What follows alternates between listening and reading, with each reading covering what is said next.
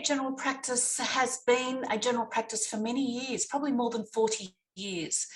And Leisha and I were very fortunate to become partners nearly 6 years ago now. And now we're both owners of the practice together in the last year. It's in a very interesting demographic that's changed a lot over the many years. Generally speaking, it's been it's got pockets of quite able and wealthy patrons, but also quite pockets of socioeconomic distress and new migrant groups, Greek and Italian originally, and now we've got a new group that have moved in, young families with in new apartment buildings. So it's actually a very mixed demographic and really interesting and challenging, but also very rewarding.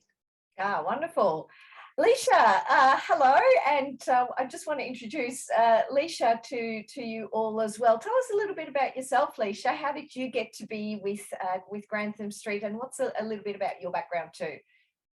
Yeah, so I, as a fresh in 2006, was looking around for the right clinic for myself, and I landed at Grantham Street, and I love it. I love the multicultural diversity, like what Deb was saying, and I love the people I work for. And then back in 2016, I was approached to be a principal director of Grantham Street. At that stage, I've just had my last job, and I was thinking, well, this is a bit mad. But I had a strong desire to, I guess, build a clinic that would support staff as well as patients, and really sort of look after the quality healthcare that we provide, as well as the support that staff gets. And I think it's really important for someone like myself at my age to be juggling house and work. I think it's so important to have that supported. So. Yeah, it speaks to balance, doesn't it? Just the recognition that there are lives outside of the practice that need to be supported and maintained too. Deb, can you tell me a little bit about the structure of your staff within the practice? How many GPs are currently within your business, and what does the staffing structure look like? So currently we're 9 GPs, and we range across different ages and stages of career. So we have registrars either completing their fellowship or starting in general practice, through to our very senior partner who is intending to retire in August. And he's been over the years a sole business owner here for more than 40 years. So we're celebrating his contribution too. So we range across lots of different ages and stages of career, which I think is very beneficial both for our patients, but also for each other as a collegiate group. We have loads of experience both outside in our various roles, be it working with refugees, be it working in the political field, or with other sorts of education opportunities. So we have lots and lots of different expertise within the practice, which I think lends to a much more comprehensive skill base for our patients to access. So what are some of the examples of the various modalities and special interests that are currently supported by the practice? Certainly one of our GPs is a senior GP registrar trainer, and she'll go out to do visits in other practices and brings that expertise back to us as well. Also provides acupuncture. There's quite a few of us that do mental health and youth mental health, and for me in particular, that's an enormous interest for me, particularly after the pandemic. That's been a huge demand on our services in this recent time, but I have a particular interest in youth mental health, women's mental health, but also physical, emotional, social health, the whole bit. Dr. Stanton's heavily involved in refugee health, as a couple of our other GPs who also work in other settings like Aboriginal health and community health. And certainly child health is a big part of our offering as well. Fantastic. Leisha, can you outline a little bit about the billing philosophy of the practice as well, please?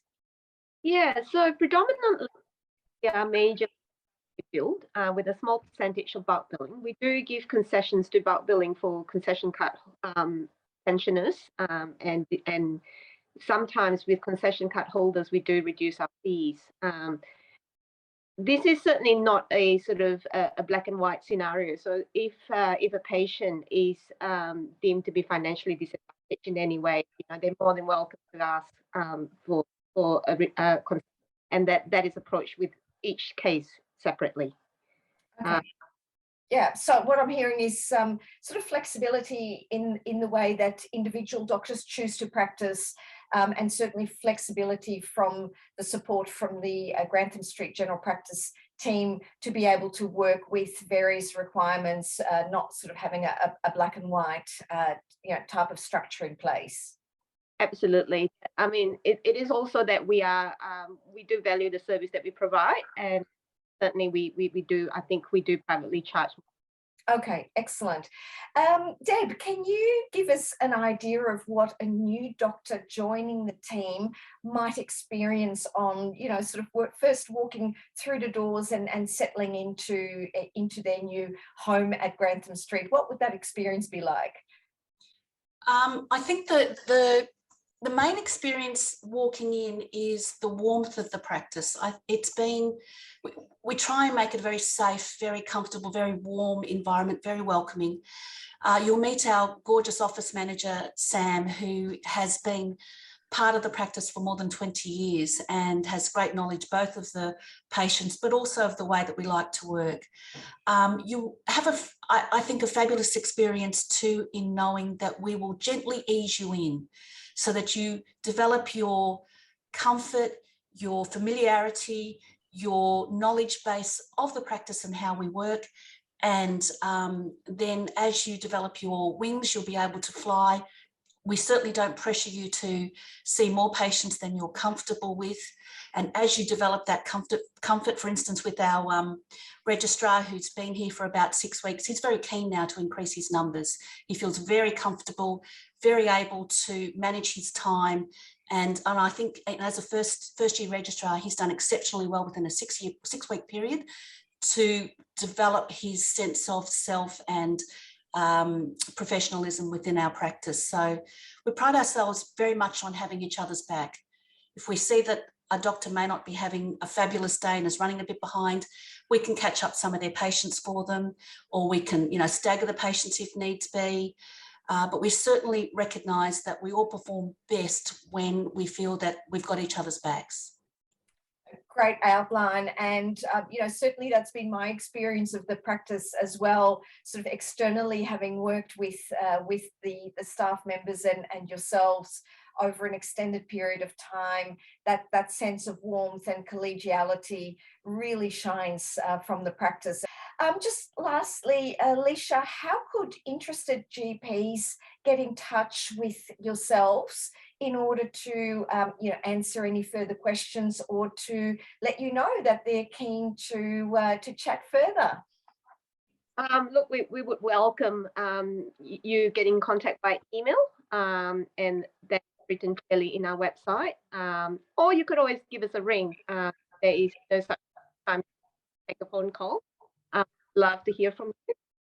As Deb said, we do support one another very well, and I think eventually you will find the right clinic for you. I think this is a great place to work. Wonderful. Thank you both so much.